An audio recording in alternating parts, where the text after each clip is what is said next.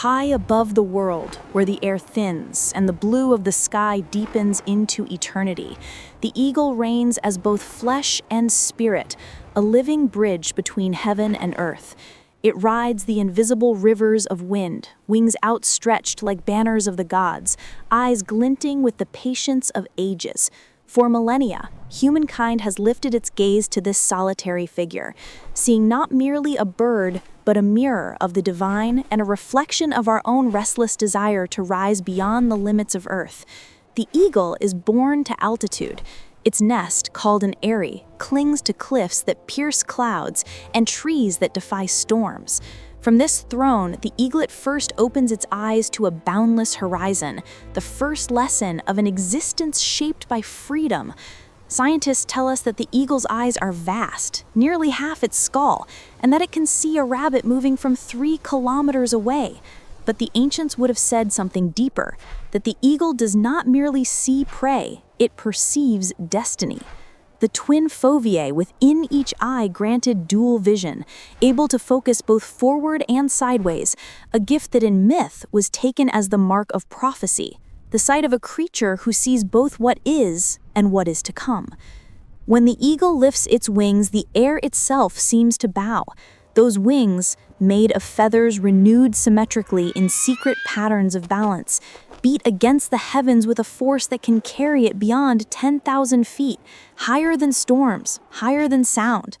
Pilots have reported them gliding near airplane altitudes, silhouettes of endurance, where the cold burns and the wind slices like glass. In that thin space between sky and cosmos, the eagle becomes the emblem of all who seek clarity above chaos. The ancients felt this truth in their bones. To the Greeks, the eagle was the thunderbolt of Zeus, the very messenger of divine will. When the storm cracked open the heavens, they imagined an eagle carrying the fire of Olympus, its cry echoing through lightning.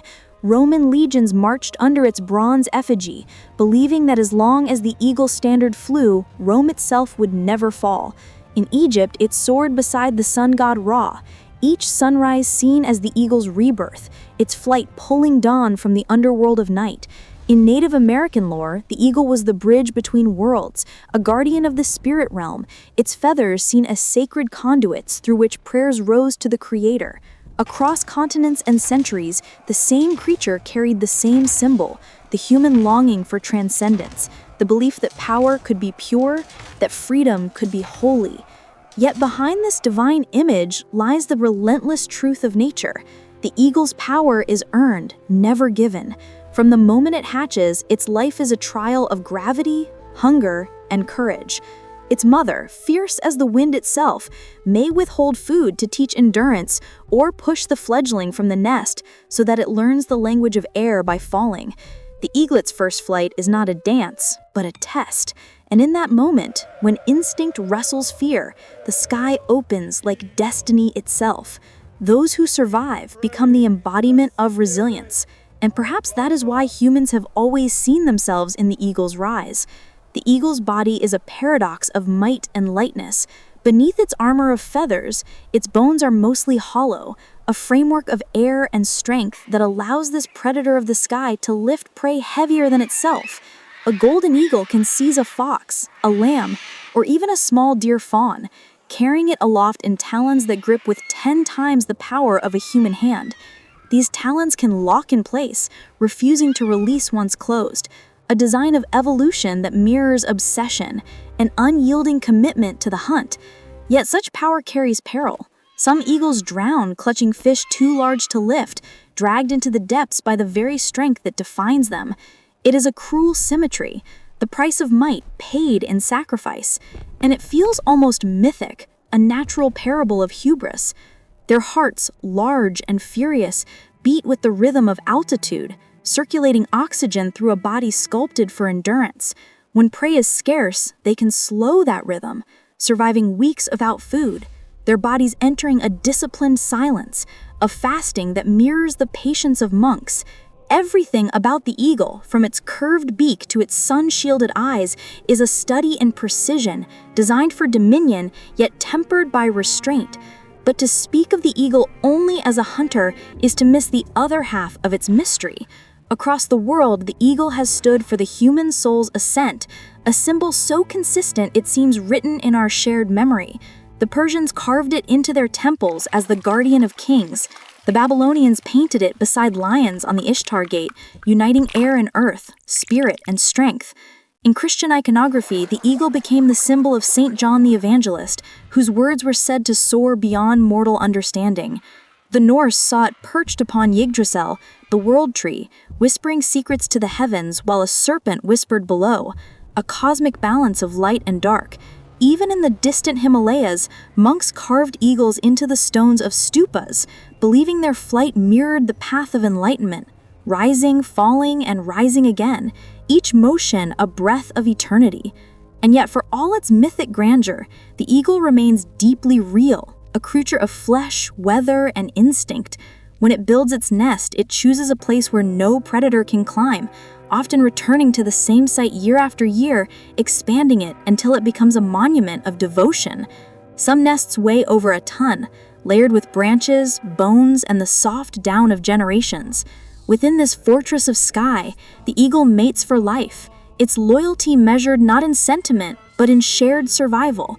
Together they hunt, repair, and defend, partners bound by instinct stronger than words. During courtship, they perform sky dances that defy gravity, locking talons, spinning in freefall, then breaking apart just before death claims them, a ritual that has inspired poets for centuries. Watching them, one feels that love itself might be a kind of flight, beautiful, dangerous, and sustained only by trust. In ancient times, the eagle's molting, its renewal of feathers, was seen as proof of immortality. Desert hermits claim that when an old eagle grew weary, it would fly towards the sun, burn away its worn plumage, and descend reborn. Modern science tells us this is merely molting, a natural process of feather replacement.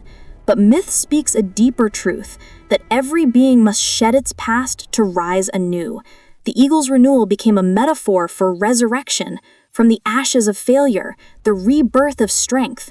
Its feathers were worn by warriors, priests, and chiefs as channels of divine courage.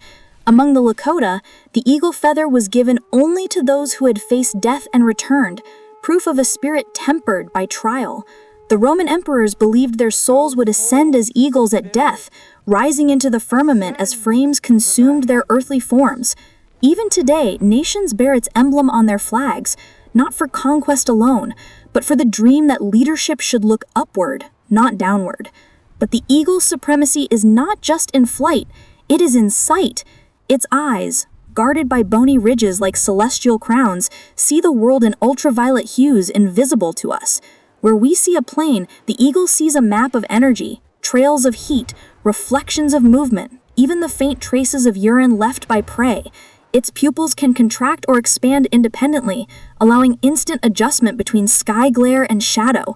It perceives not only form, but intention, movement before it happens, the tremor of life in grass and leaf. To the human imagination, such vision is divine, the all-seeing gaze of gods and kings. Yet it is born of evolution, of the ancient struggle between hunger and survival. In this, again, the eagle becomes our reflection, our knowledge, our ambition, our endless search to see what others cannot. When eagles cry, the sound is not the fierce scream of cinema. Hollywood lies. The true voice of the eagle is a series of soft whistles, a conversation carried by wind. Perhaps that gentleness is why filmmakers borrow the red-tailed hawk shriek. Perhaps humanity cannot accept that such power could be so quiet. But there is meaning in that silence. The eagle's strength does not need to announce itself. It moves through air like a shadow of the divine, unseen yet undeniable. Its silence becomes its crown, its stillness, its language. Even in the harshest places, the eagle endures. In the frozen peaks of the Himalayas, in the deserts of Arabia, in the tundras of Alaska, eagles thrive where other birds perish. Their bones may be hollow, but their spirit is not. They hunt in pairs, raise their young with ferocity, and defend their realm with a sovereignty that predates empires. They are both predator and priest of the sky, balancing the scales of life. And when one falls, its mate often circles the place of death, crying into the wind, a mourning that feels almost human. The human heart has always understood this kinship. We have carved eagles into stone, painted them on banners, dreamed of them in visions. They have watched our wars, our prayers, our empires rise and fall. They have been gods, totems, omens, and emblems. And still they fly, above our noise, above our borders, above our fears. Watching an eagle soar is to witness perfection stripped of vanity, power without cruelty, beauty without artifice. It is to glimpse the world as it might be if freedom were our only law. Perhaps that is why across every age, the eagle has remained untamed in both nature and myth. It is the king that wears no crown, the warrior that kills without hatred, the pilgrim that never lands. It teaches through its existence that the path to power is not domination, but elevation, the courage to rise, the wisdom to wait, the